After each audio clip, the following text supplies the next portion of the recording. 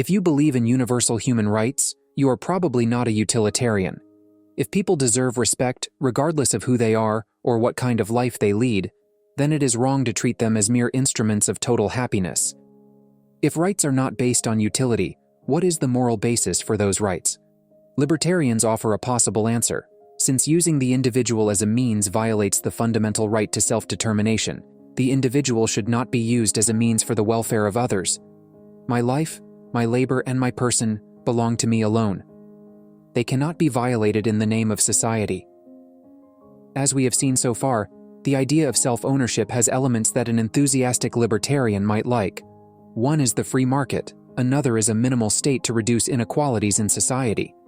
And the last one is to approve even things that would allow the degradation of human dignity, such as selling oneself into slavery. Because man is his own master and can do what he wants.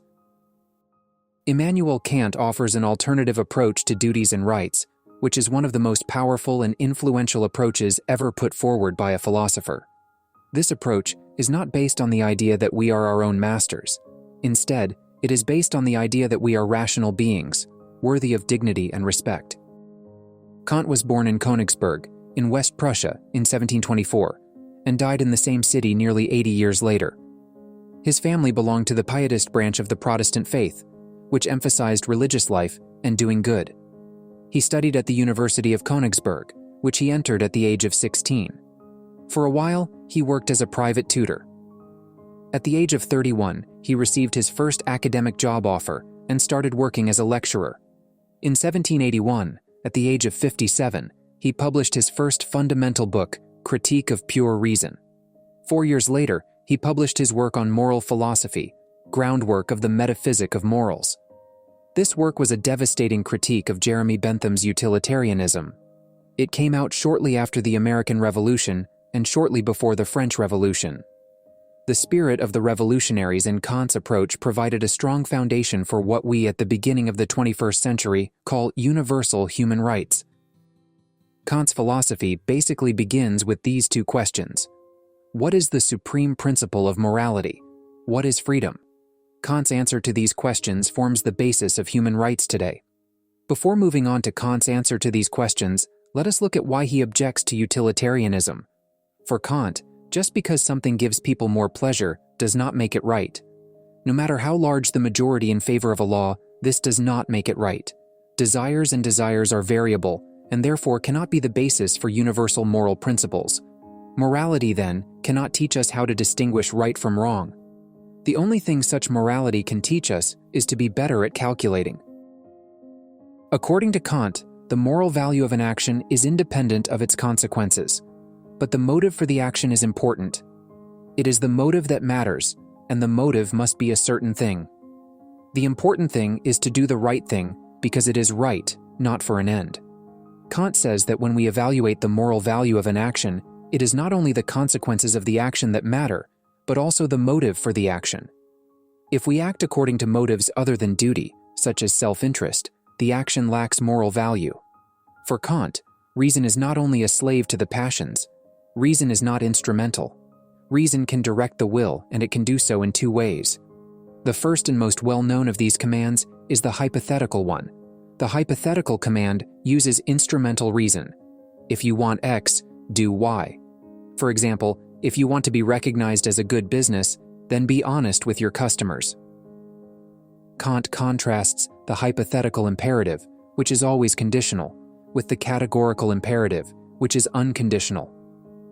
Kant says, if the action is instrumental to achieve something else, then the command is hypothetical.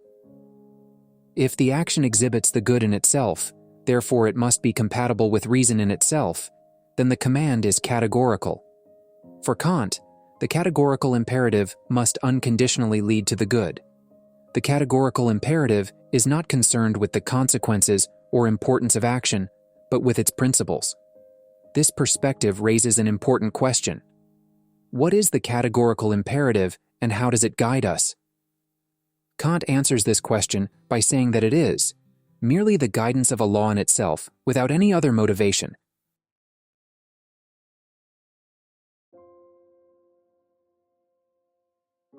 Act only according to the maxim which you would wish to be the universal law.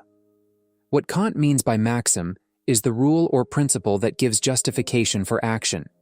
In fact, Kant states that we should act according to principles that we can universalize without any contradiction.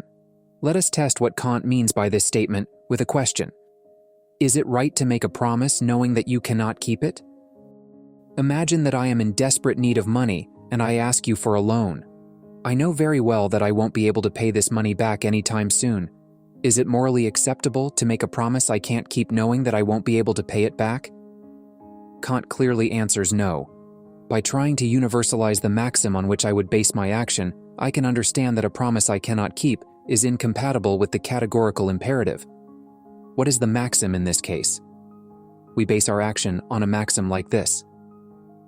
When someone is in desperate need of money, he can ask for a loan with the promise to pay it back, even if he knows that he cannot pay it back.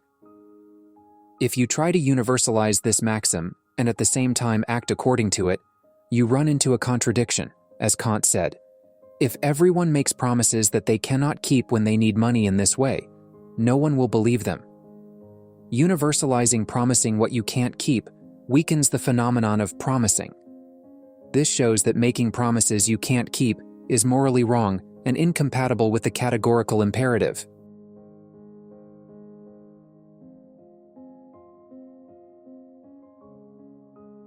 Kant explains the second type of categorical imperative as follows. We cannot ground the moral law in private interests, ends, or results. For in that case, the moral law would be relevant only to the person who has interests. Think of something that has a value of its own, as if it were an end in itself. What can have a certain value as an end in itself? Kant's answer is man. Man has no relative value. That is, man has dignity. This reasoning leads Kant to the second formula of the categorical imperative. Always treat human beings humanely, both people you know and people you don't know. Never treat them as mere means, always treat them as ends. This is the formula for man as an end. Kant sets strict limits against lying. He considers lying to be immoral. But suppose a friend of yours is hiding in your house, and a murderer comes to your door looking for him. Wouldn't it be right to lie to the murderer? Kant answers no to this question. The duty to tell the truth is independent of consequences. Benjamin Constant, a French philosopher and Kant's contemporary, analyzes the issue. According to Benjamin, the duty to tell the truth applies only to those who deserve the truth. The murderer does not fall within this definition. Kant argues that it is wrong to lie to a murderer not only because it would harm him, but also because it would violate the principle of truthfulness. Truthfulness, which cannot be violated, is man's duty to everyone, even if telling the truth would be a great disadvantage for anyone and for himself. Undoubtedly, helping a murderer to fulfill his evil purpose would be a grave disadvantage. But we must remember that for Kant, morality is independent of consequences, it is principled. In Kant's philosophy, we see that we must adhere to the categorical imperatives in all circumstances. Our actions are moral, not because they serve a purpose, but because they are right in themselves. This is a very difficult system to implement. If you ask me, it is impossible to apply. When we look at Kant's whole philosophy, he inspired many philosophers, and his philosophy played a major role in some events.